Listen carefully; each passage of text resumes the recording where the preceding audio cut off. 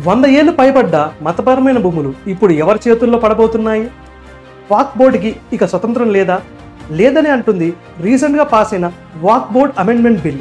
ఈ బిల్ ప్రకారం ఏవైతే వాక్ బోర్డు ఉంటుందో దాంట్లో ముస్లిం ఇతర మెంబర్లు జాయిన్ అవ్వచ్చు. ఒకటి. రెండోది, ఈ వాక్ బోర్డులో ఏవైతే డిస్ప్యూటెడ్ ల్యాండ్స్ ఉంటాయో వాటి మీద ఫైనల్ సే అనేది సెంట్రల్ గవర్నమెంట్ చేతుల్లో ఉంటుంది. ఇంకా ఏదైతే రిడ్రెసల్ గ్రీవెన్సల్ మెకానిజం ఉందో దాంట్లో వాక్ బోర్డ్ మెంబర్స్ కాకుండా ఇప్పుడు సెంట్రల్ గవర్నమెంట్ ఎంప్లాయీసే ఉంటారన్నమాట. ఈ విధంగా వాక్ బోర్డు యొక్క పవర్ చాలా వరకు డైల్యూట్ చేయబడ్డది. రైల్వేస్ తర్వాత 6 లక్షల ఎకరాలు ఉన్న ఈ వాక్ బోర్డు యొక్క పవర్ ఇప్పటికీ కూడా డైల్యూట్ చేయబడ్డది.